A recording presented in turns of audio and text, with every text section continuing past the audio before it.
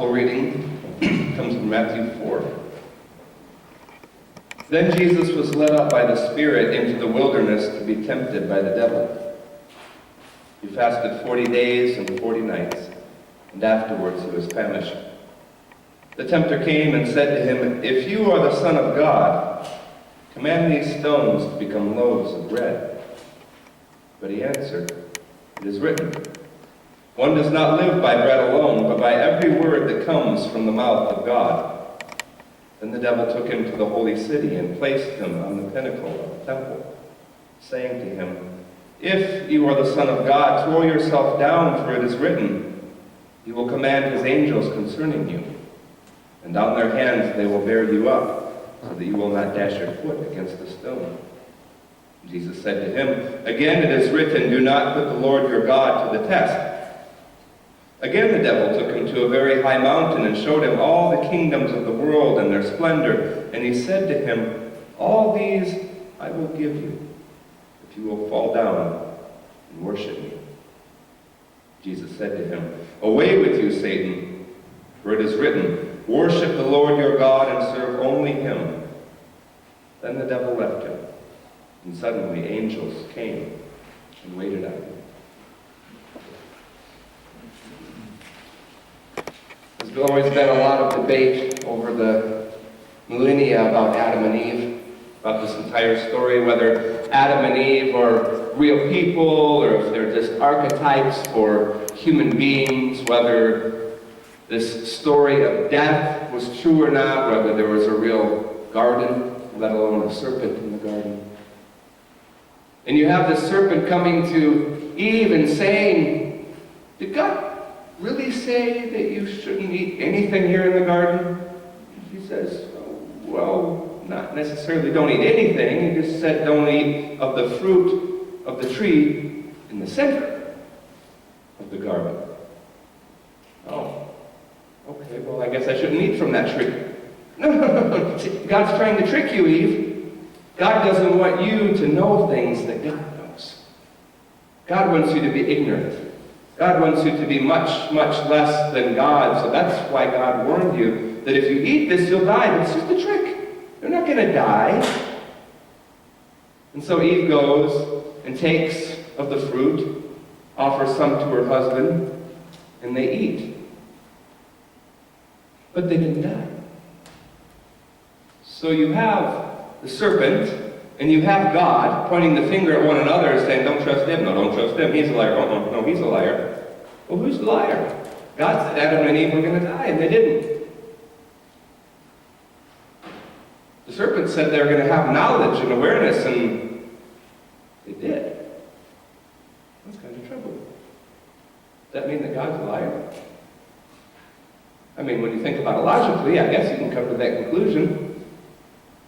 Except for those times when you're reminded of the impermanence of life. On Friday, when I was standing by the gravesite of Evelyn Morcado, and the family was gathered there, and we placed the urn into the ground, I was reminded that from ashes we have come, and to ashes we return. As I talked to my friend Scott last night, he told me the story how 3 weeks ago their cat Daisy, who's been in the family for 17 years, all these times they thought this poor cat was going to die. All these times this cat seemed on its last leg, and then finally, 3 weeks ago, the cat went and found a dark place down in the basement by the sump pump and laid down on cold cement. And the kids found her there, and she's just barely breathing. And they went and took a book and were reading stories to her. And that's what they did. And so Scott went out back and started digging. He knew it was time. And the son comes out and says, "Papa, stop breathing anymore." Moments like that remind us of the impermanence of life. So yes, there is death, but there's always this argument about Adam and Eve that if they hadn't eaten of the fruit, would death even exist in the world? Right? There's this thought that death came into the world because Adam and Eve ate from the tree of knowledge of good and evil. And if they hadn't eaten, then people would never die. We'd all be immortal. But when you think about that, think how many people would be on this earth right now. Yeah, not enough space. That just doesn't hold up. So what was this death? What was this death that God warned about? I can't just sit back and say, oh, God was mistaken. There must be an explanation. And so when you look into the story, you see the explanation is it wasn't a death of living. It wasn't a removal of life. It was a death of being. See, Adam and Eve went from this point in their existence when they were confident, they felt safe, they were at peace knowing that God would take care of their every need. And then suddenly, all the stress, all the worry, everything that comes with being human came upon them. And they were aware for the first time of things that had always been there. The brambles and the thistles and the dry land. All those things that they didn't have to worry about before because they knew that God would take care of them. But then, literally or metaphorically, when they ate of that fruit, they looked around and they thought, my God, how are we going to feed ourselves? Look at this land. You can't grow anything here. There are thistles and thorns. And the ground is dry and parched. How are we going to grow anything to feed ourselves? My God, what are we going to do? We better put on some clothes. This is completely improper that we're walking around here naked and God is wandering looking for us.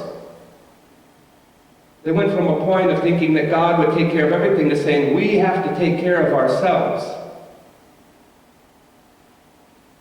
And that part of the human condition was born in them just as it is born in us. As we go through life and we get older and we go from the innocence of childhood, and at some point in our lives we eat that fruit. That point that says, my parents will take care of me. God will take care of me. I will be provided for, to the point that says, my God, how am I going to make a living? Adam and Eve, it wasn't enough that they felt like they had to provide their own sustenance, but they felt like they had to impress God. It's like that quote we read a little bit earlier. That voice of the devil telling us that we have to prove ourselves to other people, and Adam and Eve even felt that they had to prove themselves to God. The God who had created them in that God's image, who created them to be good enough. The God who looked upon them and said, they are good, seeing the creation that had been made. But they went from a point of being accepted and good enough to feeling not accepted and not good enough, and they had to struggle, and they had to toil, and they had to stress to make themselves feel good enough in the eyes of God, and eventually in the eyes of their peers. And this happens to us every single day. Not a death of life, not a death of living, but a death of being. Well, now we have this parallel story right next to it as Jesus is wandering out in the wilderness. Yes, he went of his own volition, but the Spirit led him into the wilderness to be tested. He needed to go there.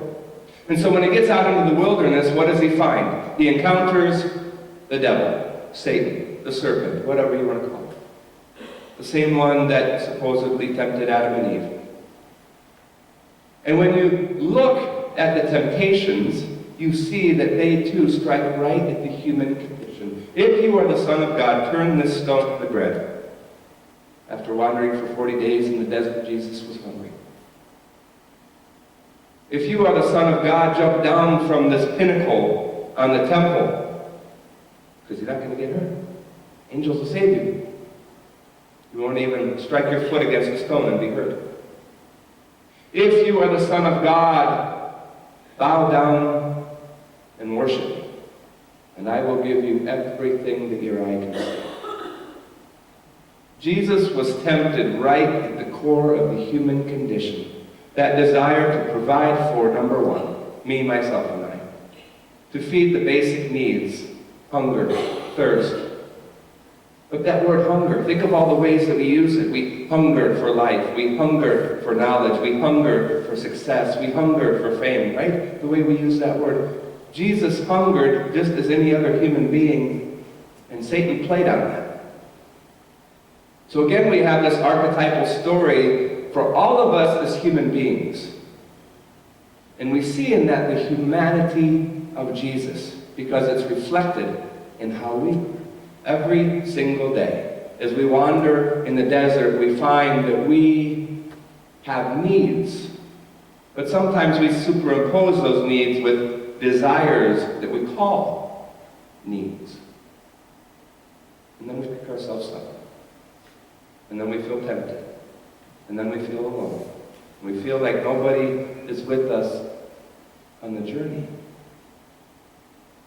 But who sent Jesus out on that journey? The Spirit. And when Jesus came to the end of his Lenten journey, as we call it today, Lent didn't exist back then, right? The church created it later when they realized, wait a minute, Jesus ain't coming back anytime soon. So we're going to have to do something so that we can be transformed from within. Because Jesus isn't going to come tomorrow and fix everything for us. They realized that the journey was their own. And so when Jesus came to the end of that journey, after he had resisted those temptations to have that death of being, when he chose life over death of complacency, over worry, over stress, over concern, the angels came and attended to him. So just the same way that Adam and Eve woke up to say, oh my God, look at all these thorns and bristles and brambles, and how are we going to grow food here? Jesus woke up to the presence of God that was already there. When he said, I am not going to become overabsorbed with myself, when I'm not going to become over-concerned about how I'm going to eat tomorrow, or even right now, when he said, I'm not going to be concerned about what other people think of me, and I'm not going to stress myself out about success or becoming rich or whatever these other temptations are, when he denied all of that, Jesus' eyes were open, and he said, the presence of God is here with me. And so it was like the angels had come and attended to him. He was awake. He was aware. He passed the test, so to speak. Lent is a journey for all of us, exemplified in Jesus. Not only the matter of intentionality that we have to go out there on this journey and we have to accept the fact that we too need to be transformed, that we too need to go out into the desert and we have to find ourselves. We have to find that best version of ourselves that already exists. That we have to avoid and turn down all of the temptations in life about being a human being. But it's not just about going out there and accepting the journey. The biggest part, I think, is the awareness that we were always on the journey from the beginning. Amen.